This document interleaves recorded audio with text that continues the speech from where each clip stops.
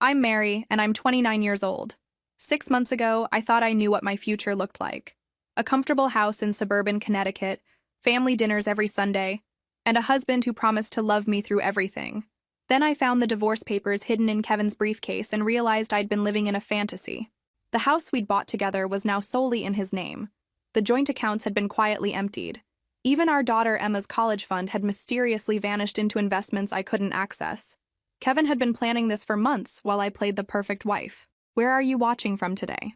Drop your location in the comments below and hit that like and subscribe button if you've ever felt completely blindsided by someone you trusted. You'll definitely want to stick around for what happened next. The divorce was swift and brutal. Kevin's family lawyer made me look like an unfit mother who contributed nothing to the marriage. Since I'd been a stay-at-home mom for 4 years, I had no recent employment history. The judge awarded Kevin primary custody, leaving me with every other weekend and alternating holidays. My lawyer, the only one I could afford, barely glanced at my paperwork. "You should have documented more," he said, reviewing Kevin's financial statements. "Hard to prove what you can't show in court." I moved into a cramped apartment across town, the kind with thin walls and a broken air conditioner. My new life consisted of working double shifts at a local diner, saving every penny for Emma's visits, and trying not to think about how completely I'd been outmaneuvered. Kevin had remarried within 3 months. Sarah was everything I apparently wasn't: successful, independent, and childless. She worked in marketing, drove a BMW, and had never changed a diaper in her life. Emma mentioned her constantly during our brief phone calls.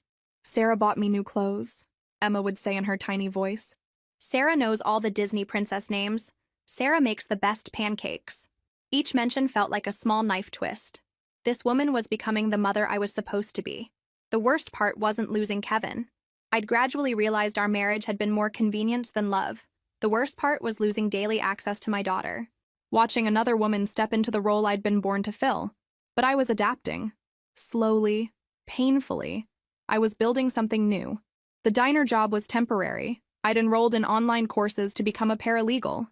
The apartment was small, but it was mine. And Emma still ran to me every other Friday, her face lighting up when she saw me waiting in the school pickup line. I thought I was healing. I thought the worst was behind us. December arrived with an early snowstorm that turned Connecticut into a postcard. I'd been planning Emma's Christmas visit for weeks, buying presents I couldn't afford, and decorating my tiny apartment until it looked like Santa's workshop had exploded. The custody agreement gave me Christmas Eve and Christmas morning. Kevin would get her back by noon on the 25th. 20 hours. That's what my daughter's Christmas had been reduced to. Emma called me 3 days before Christmas, her voice smaller than usual. "Mommy, are you coming to get me?" "Of course." "Sweetheart. Christmas Eve, just like we planned. But Sarah said maybe we should all stay together this year. Like a real family."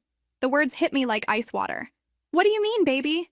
"She said it might be confusing for me to go back and forth, that Santa might get mixed up about where to leave presents." I gripped the phone tighter. "Santa knows exactly where you'll be, Emma. We talked about this, remember? You get Christmas Eve with Mommy, then Christmas Day with Daddy."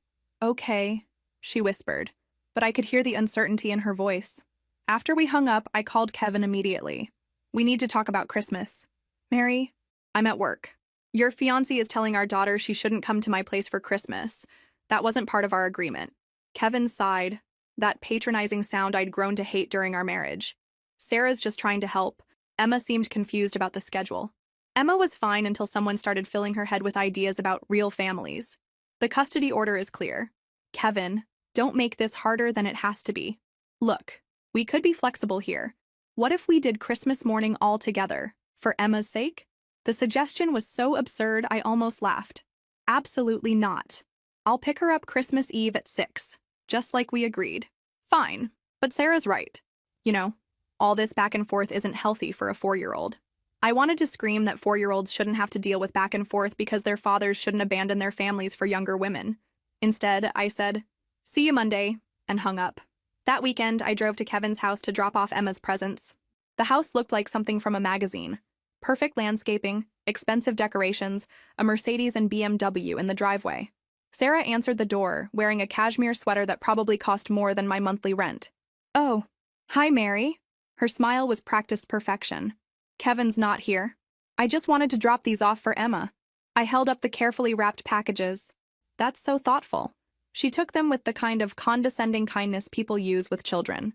Though, we've already gotten her quite a lot. Maybe next time check with us first. We don't want to overwhelm her. The audacity took my breath away. This woman, who'd known my daughter for 6 months, was telling me how to buy Christmas presents. Christmas Eve morning, I woke up with excitement I hadn't felt in months. Emma was coming home for Christmas. Not Kevin's house, home, to the place I'd made just for her. I'd hung lights around every window, baked sugar cookies shaped like snowmen, and wrapped her presents in paper covered with cartoon reindeer. The apartment looked magical, even if it was tiny. At exactly 6 o'clock, I pulled into Kevin's driveway. The house was ablaze with lights, and I could see movement through the large windows. A perfect family tableau, except my daughter should have been walking out that front door with her overnight bag. I knocked and waited.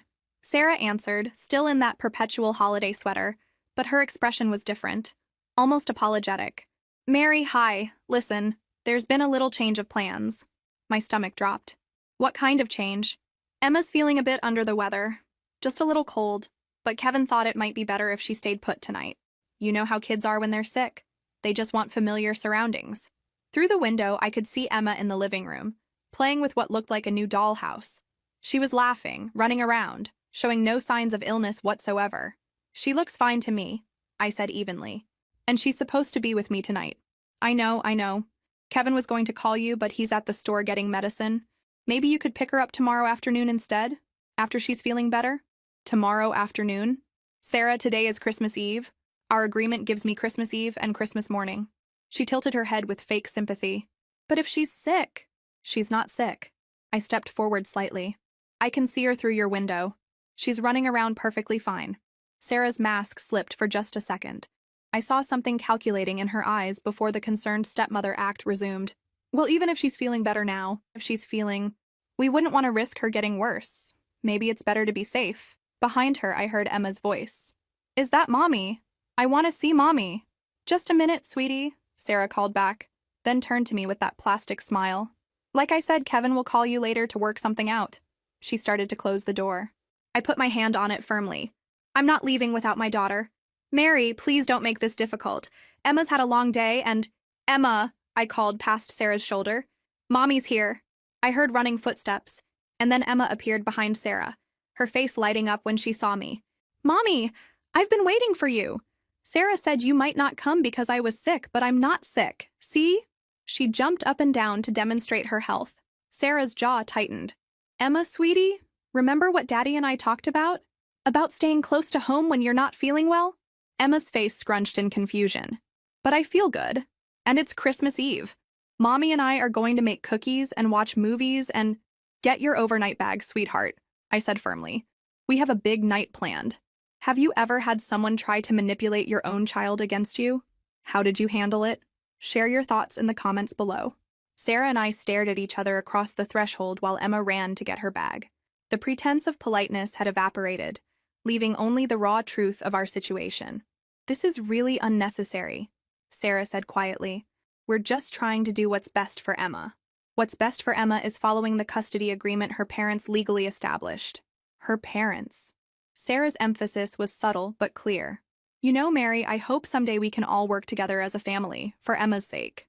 The word family coming from her lips made my skin crawl. "Emma has a family. She has a mother and a father. You're her father's girlfriend." "Fiancée," Sarah corrected coolly. "And soon stepmother. Kevin and I are thinking it might be time to revisit the custody arrangement. Something more stable for Emma." The threat hung in the air between us. Before I could respond, Emma bounced back with her little pink suitcase, completely oblivious to the tension crackling around her. "Ready, Mommy. I packed my new pajamas and my teddy bear and the book Sarah got me about princesses." "That sounds perfect." "Baby." I took her hand and her suitcase. "Say goodbye to Sarah." "Bye, Sarah. Tell Daddy I'll see him tomorrow." As we walked to my car, I could feel Sarah watching from the doorway. Emma chattered excitedly about the cookies we'd bake and the movies we'd watch, her innocent joy a stark contrast to the cold dread settling in my chest. The evening was magical despite everything.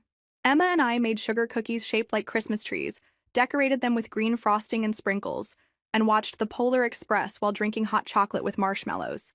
"Mommy," Emma said as I tucked her into the pull-out couch that served as her bed. "Why did Sarah say I was sick?" "I wasn't sick." I chose my words carefully. Sometimes grown-ups get confused about things. But you're here now, and that's what matters. Are you and Daddy and Sarah going to be friends someday? The question broke my heart. I hope we can all get along for your sake. Sweetheart, the most important thing is that Daddy and I both love you very much. And Sarah loves me too. She tells me all the time. I swallowed hard. I'm sure she does. After Emma fell asleep, I sat in my kitchen with a cup of coffee, trying to process what had happened.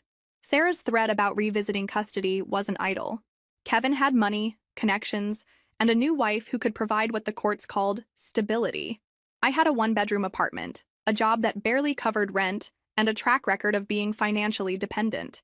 If they decided to fight me for custody, what chance did I really have? Christmas morning arrived with Emma's delighted squeals as she discovered that Santa had indeed found our little apartment. We opened presents slowly, savoring each moment, because I knew she'd be gone by noon. Mommy, look! Santa brought me the art set I wanted. Emma held up the box of crayons and colored pencils I'd saved 3 weeks to buy. That's wonderful, sweetheart. What are you going to draw first? A picture of our Christmas. With you and me and the cookies and the tree and everything. My phone buzzed with a text from Kevin. Running late, pick up at 1 instead of 12. 1 extra hour. I'd take it. Emma was halfway through her drawing when my phone rang. Kevin's name flashed on the screen. Hey, quick question, he said without preamble. Did you let Emma eat a lot of sugar last night? She seemed pretty wound up when I talked to her this morning. We made Christmas cookies. It's Christmas Eve, Kevin. Right, well, Sarah thinks maybe we should be more careful about Emma's diet. All that sugar isn't great for her sleep schedule. I looked at Emma, contentedly drawing at my kitchen table, creating her masterpiece of our perfect Christmas morning. She slept fine. Okay, well, anyway, I'm actually calling because we need to push pickup to 3 o'clock. Sarah's parents are driving up from the city and traffic is brutal. My heart sank. 3 o'clock meant losing another 2 hours of our already limited time. Kevin, you already changed it to 1. We only have Christmas morning together as it is. I know, but they're bringing Emma's present from them, and it would mean a lot if she could open it today. It's this really expensive dollhouse, custom made. Of course it was expensive. Everything in Emma's other life was expensive. Fine, 3 o'clock. When I told Emma about the delay, she was thrilled. More time with Mommy, she cheered, throwing her arms around my neck. At 2:45, I started getting Emma ready to go. She moved slowly, dragging her feet as she packed her bag. Do I have to go back today, Mommy? Yes, sweetheart. But we had such a wonderful time, didn't we? The best time ever. She hugged her stuffed animal tight. I wish I could live with you all the time. The words were like a punch to the gut. I wish that too, baby. At exactly 3 o'clock, I drove to Kevin's house with Emma's bag and her new artwork carefully stored in a folder. The driveway was full of cars, Sarah's BMW, Kevin's Mercedes, and 2 others I didn't recognize. Through the windows, I could see people gathered in the living room, drinks in hand, laughing. A party. They were having a Christmas party while I sat alone in my empty apartment. Emma rang the doorbell, and Kevin answered wearing a sweater I'd never seen before, probably Sarah's choice. Hey, Em, how was your night with Mom? Amazing. Look what I drew. Emma held up her Christmas picture proudly. That's great, sweetheart. Why don't you go show Sarah and her parents? Emma ran inside, leaving Kevin and me on the doorstep. I could hear her excited voice explaining her drawing to a room full of strangers. So, Kevin said awkwardly, how are things? Things are fine, Kevin. Emma had a wonderful Christmas. Good, good. Listen, Sarah mentioned you seemed upset yesterday about the custody thing. She was just thinking out loud. You know, nothing official. Nothing official yet. I corrected. The words came out sharper than I intended. Kevin shifted uncomfortably. Mary, come on. We're all trying to make this work for Emma's sake. Are we? Because from where I stand, it looks like you're trying to push me out of my daughter's life. That's not... Look, maybe we should talk about this later, when we're not both stressed about the holidays. Through the open door, I could hear laughter and conversation. Emma's voice rose above the others. My mommy makes the best cookies in the whole world. Mom makes good cookies too, I heard Sarah say. Maybe we can make some together next time. The casual way she inserted herself into every aspect of Emma's life made my blood boil. Kevin, I need to ask you something and I want an honest answer. He crossed his arms. Okay. Are you planning to file for full custody? The pause before his answer told me everything. We're exploring our options. Based on what grounds? Mary, you work at a diner. You live in a one-bedroom apartment. Emma's bedroom here has her own bathroom, a walk-in closet, and educational toys chosen by child development experts. I work at a diner because I'm putting myself through paralegal school while trying to rebuild the life you destroyed. Emma's bedroom at my place has everything she needs, plus something your house can't provide. Which is her mother's undivided attention. Kevin's jaw tightened. Sarah loves Emma like her own daughter. Sarah has known Emma for 6 months. I carried her for 9 months, gave birth to her, nursed her through every illness, celebrated every milestone. You don't replace that with expensive toys and a bigger bedroom. Maybe not, Kevin said quietly. But courts care about stability. Mary, financial stability, educational opportunities. Emma could go to private school here. She could have tutors, music lessons, sports camps. Things I can't afford, you mean. Things that would give her advantages. I stared at him. This man I'd once loved enough to marry, who was now calculating how to take our daughter away from me based on dollar signs. She's 4 years old, Kevin. She doesn't need advantages. She needs her mother. She has you every other weekend. Every other weekend. I repeated the words slowly. Is that really what you think motherhood should be reduced to? Twice monthly visits? Before he could answer, Emma appeared in the doorway. Mommy, come see the dollhouse. It's as big as my bedroom. I knelt down to her level. That sounds amazing, sweetheart. But Mommy has to go now. But you just got here. I've been here for a few minutes, Em. We spent all morning together, remember? Oh yeah, her face brightened. We made the best Christmas ever. When can we do it again? Soon, baby. Very soon. I hugged her tight, breathing in the scent of her shampoo, memorizing the feel of her small arms around my neck. These moments were becoming precious because I was learning they could be taken away. As I drove home through the darkening afternoon, Sarah's words echoed in my mind. Maybe it's time to revisit the custody arrangement. They were coming for my daughter, and I was just beginning to understand how much I was willing to fight to keep her. I had no idea that in less than a week, everything would change, that I would discover something that would give me all the ammunition I needed to not just fight back, but to win. 3 days after Christmas, I made a decision that would change everything. I hired a private investigator. The woman's name was Janet Mitchell, a former police detective who specialized in custody cases. Her office was small but professional, filled with case files and certificates that proved she knew how to find things people wanted to keep hidden. I need to know everything about my ex-husband's financial situation, I told her. His new fiancé, his business dealings, anything that might be relevant to a custody case. Janet studied me across her desk. This isn't cheap, Mary. Are you sure you want to go down this road? I thought about Kevin's threat, about Sarah's smug confidence, about the way they were slowly erasing me from my daughter's life. I'm sure. It'll take a few weeks to compile everything. In the meantime, document every interaction with them. Save every text, every email, every voicemail. Keep detailed notes about your visits with Emma, times, activities, anything unusual, she says. I left Janet's office feeling lighter than I had in months. For the first time since the divorce, I was taking action instead of just reacting. That evening, Emma called from Kevin's house. Mommy, guess what? We're going on a big trip. Oh, really? Where to? Sweetheart? Sarah says it's a surprise, but I heard her tell Grandma Patricia we're going to Disneyland. My stomach dropped. When is this trip happening? After New Year. Sarah says we'll see Mickey Mouse and stay in a castle and eat princess food. The trip would eat into my custody time. I was certain of it. That sounds wonderful, baby. Make sure to take lots of pictures to show Mommy. After we hung up, I immediately texted Kevin. Need to discuss Emma's Disneyland trip and how it affects our custody schedule. His response came 2 hours later. We'll work something out. But I knew better now. Working something out meant I'd get whatever scraps they decided to throw me. The next morning, I called Janet. They're planning to take Emma on a week-long trip to Disneyland. It's going to interfere with my custody time. Document everything, Janet said. Date, time, how you found out, their response when you questioned it. Keep building your case. New Year's Eve arrived gray and cold. I spent it alone in my apartment, watching the ball drop on TV while Emma celebrated at Kevin's house. Sarah had posted photos on social media. Emma in a sparkly dress, holding a mini champagne glass filled with apple juice, surrounded by adults I didn't recognize. My daughter was living a life I wasn't part of. Worse, she was forgetting what life with me was like. January 2nd, Kevin texted, picking Emma up early for Disneyland prep. Can we switch to Saturday afternoon instead of Friday? Another hour stolen. Another small victory for them. Fine, I texted back. But we need to discuss the missed custody time. Already talked to my lawyer. Trip doesn't technically violate the agreement since we're only gone 5 days. Technically, everything with Kevin had become about technicalities. Saturday came and I drove to his house to collect Emma. The driveway was full of suitcases, and I could see through the window as Sarah organized piles of new clothes. Everything Emma would need for her magical vacation.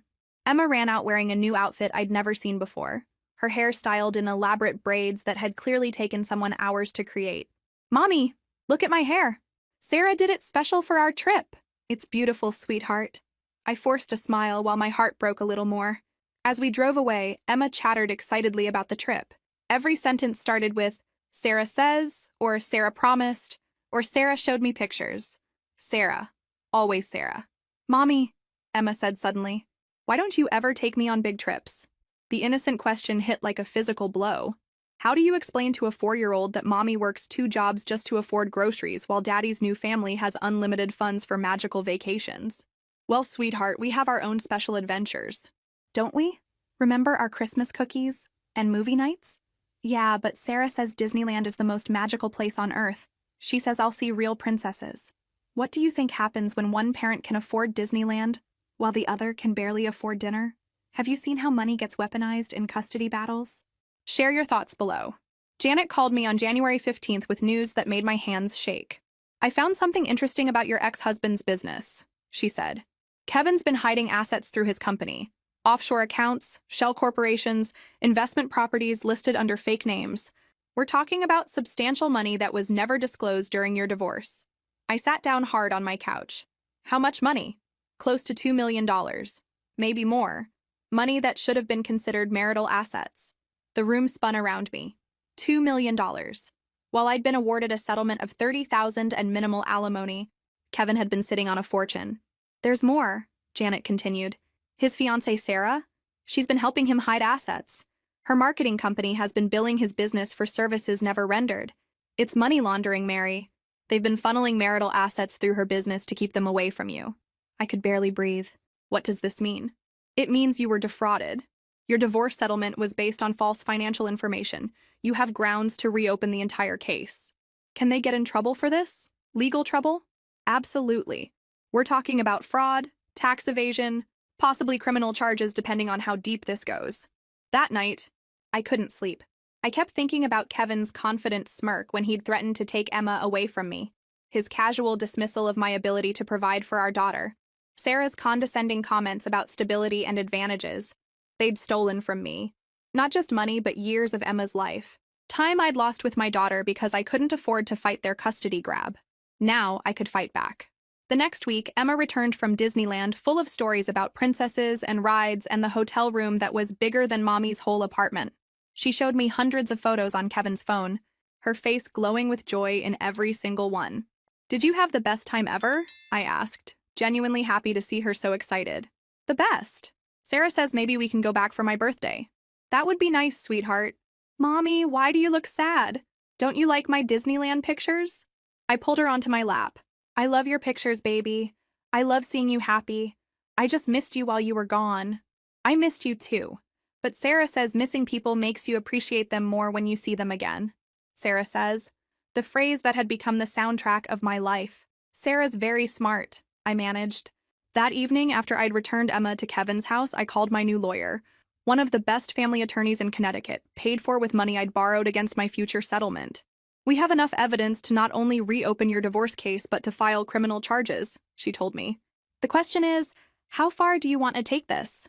I thought about Emma in that sparkly dress, surrounded by Kevin's wealth while I scraped together coins for gas money. I thought about Sarah's threats and Kevin's dismissive attitude, and the way they'd both assumed I was too weak to fight back.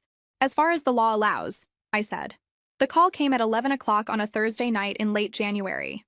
Kevin's panicked voice crackled through my phone. "Mary, I need you to come get Emma. There's been an incident." "What kind of incident? Is she hurt?" No, she's fine. But Child Services is here, and they're asking questions about living conditions. Sarah and I need to sort some things out." My blood turned to ice. "Child Services? Kevin, what happened? Just come get her, okay? We'll explain everything later." I threw on clothes and drove through the snowy night to Kevin's house. Police cars lined the street, their red and blue lights painting the snow in eerie colors. A social worker met me at the front door. "Ms. Thompson, I'm Linda Walsh from the Department of Children and Families. We need to place Emma with you temporarily while we investigate the living situation here." What investigation? What's going on? Behind her? I could see Kevin pacing in the living room, while Sarah sat on the couch, her head in her hands. Both looked like their perfect world had just imploded. A neighbor called about possible neglect. We found Emma outside in the backyard at 10 o'clock at night, in 30-degree weather, wearing only pajamas. She said she was locked out of the house. My knees nearly buckled. Where was she locked out? According to Emma, she went outside to look for her stuffed animal and the door locked behind her. She said she knocked and called for her parents, but no one heard her. Where were Kevin and Sarah? Linda's expression darkened. They claim they were in the basement, doing laundry with music playing. They say they didn't hear her. I looked past Linda to see Emma sitting in a police car, wrapped in a blanket, clutching the teddy bear I'd bought her for Christmas. She looked so small, so scared. How long was she outside? We're not sure. The neighbor who called said she first noticed Emma around 9:30, but didn't call immediately because she thought parents were nearby. When she looked again at 10 and saw Emma still there, crying, she called 911. 30 minutes. My 4-year-old daughter had been locked outside in freezing weather for at least 30 minutes, while her father and his fiancée claimed they were doing laundry. Can I take her home now? Yes. We'll need to do a full investigation before determining if she can return to her father's custody. As I walked toward the police car, Kevin intercepted me. Mary, this isn't what it looks like. Emma knows she's not supposed to go outside alone. We've told her 100 times. She's 4 years old. Kevin, 4-year-olds don't have perfect judgment about doors locking behind them. The door doesn't usually lock automatically. There must have been a malfunction. There must have been, I repeated flatly. Just like there must have been a reason you couldn't hear your daughter screaming for help. We were in the basement. I don't care where you were. Our daughter was outside alone in freezing weather. She could have died. Kevin's face crumpled. Mary, please, you know I would never intentionally hurt Emma. This was an accident. Was it? Because from where I stand, it looks like criminal negligence. I continued to the police car where Emma sat shivering despite the blanket. Mommy! She reached for me as I opened the door. I was so scared. I couldn't get back inside and it was so cold and I called for Daddy, but he didn't come. I lifted her out of the car, holding her tight against my chest. She was still cold, her little hands like ice against my neck. You're safe now. Baby, Mommy's here. As I carried Emma to my car, I heard Sarah's voice behind me. This is going to ruin everything. She was right, but not in the way she thought. The emergency custody hearing was scheduled for the following Monday. By then, Janet's investigation had uncovered even more damaging information about Kevin and Sarah's lifestyle. They've been throwing parties while Emma was in the house, Janet reported. Social media posts show adults drinking heavily, staying late into the night. One neighbor mentioned seeing Sarah passed out on the front lawn after a party last month, while Emma was there. According to the timestamps on the social media posts, yes. My lawyer, Patricia Chen, reviewed the evidence with practiced efficiency.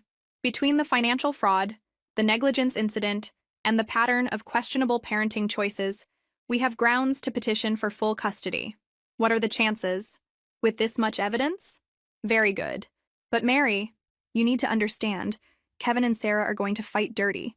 They're going to try to make you look unfit. How? Your living situation, your employment history, anything they can twist to make you seem unstable.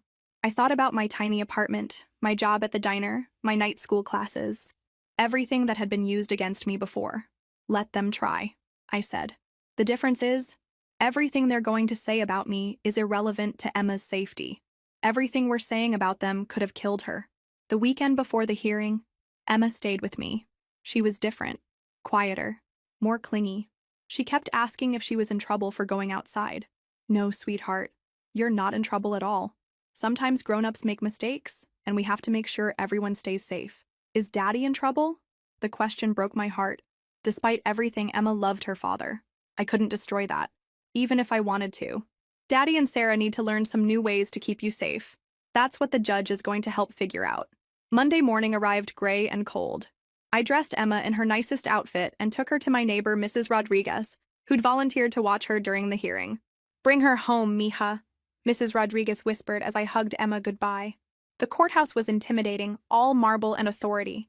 Kevin sat at one table with his lawyer, Sarah beside him in a conservative outfit that couldn't hide the panic in her eyes. They'd hired one of the most expensive family lawyers in the state. My lawyer was good, but she wasn't fancy. What she had was truth on her side.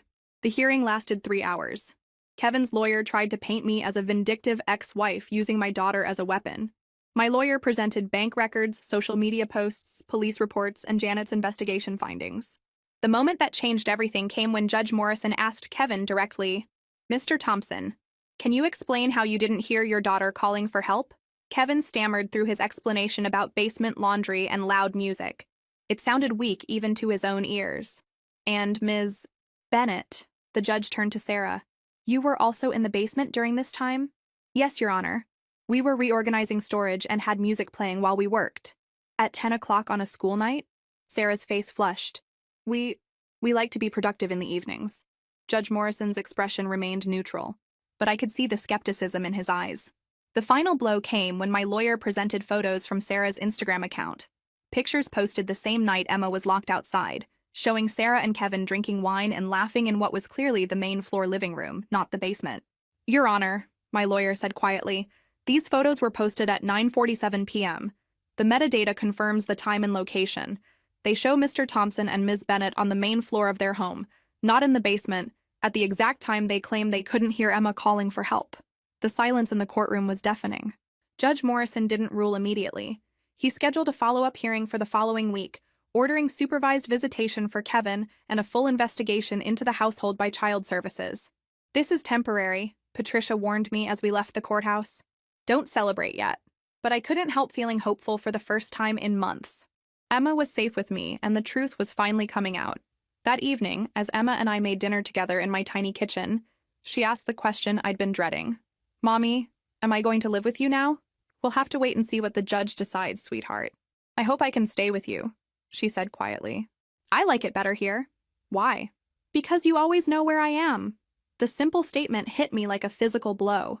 My 4-year-old had learned that safety meant having a parent who paid attention. The next week brought a series of revelations that destroyed Kevin and Sarah's remaining credibility. The Child Services investigation uncovered evidence of regular parties, inadequate childproofing, and a household where Emma's needs consistently came second to the adult's social life. More damaging was the financial investigation triggered by our custody case. The IRS had taken notice of Kevin's hidden assets, and federal agents were now involved in what had become a criminal case.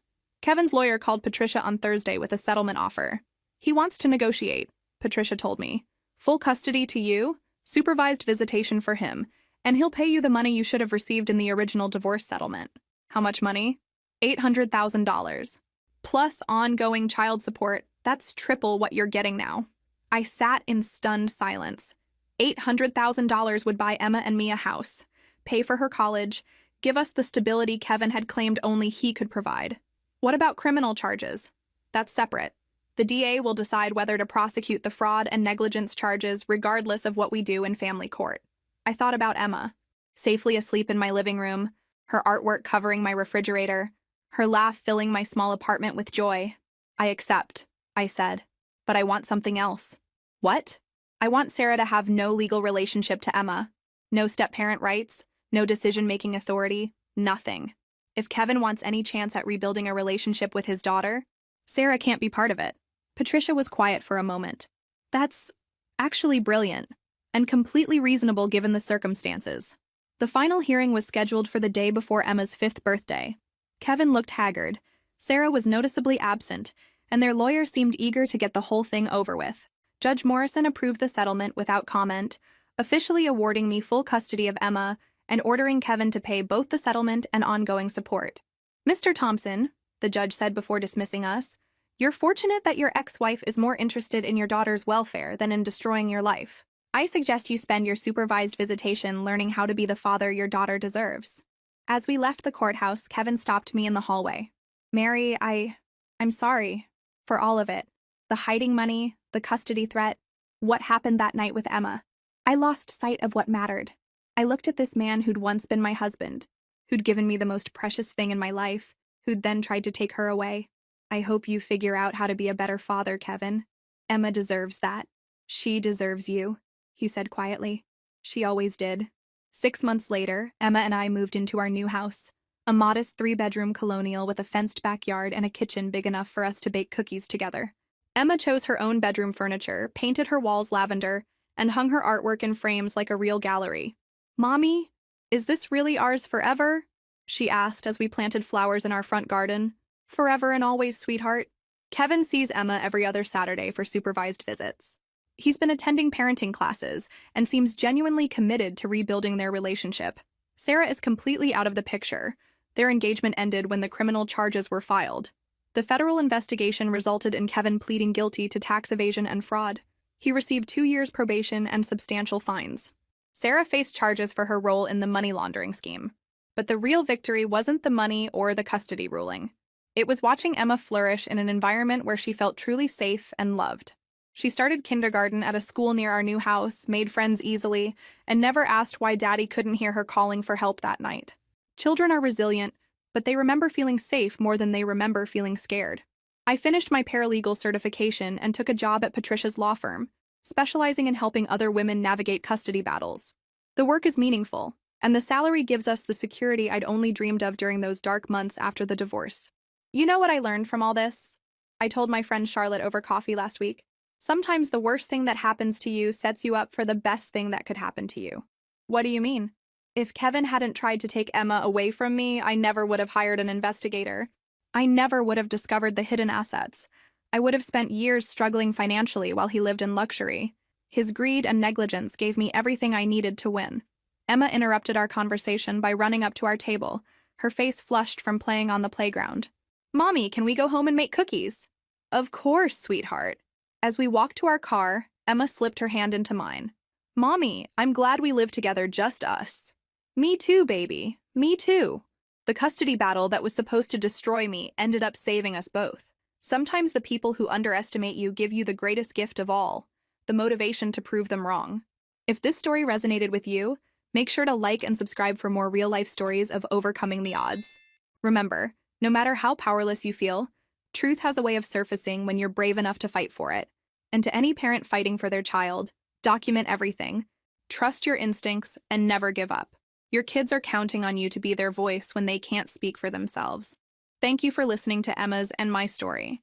Sometimes the ending you didn't plan turns out to be exactly the beginning you needed.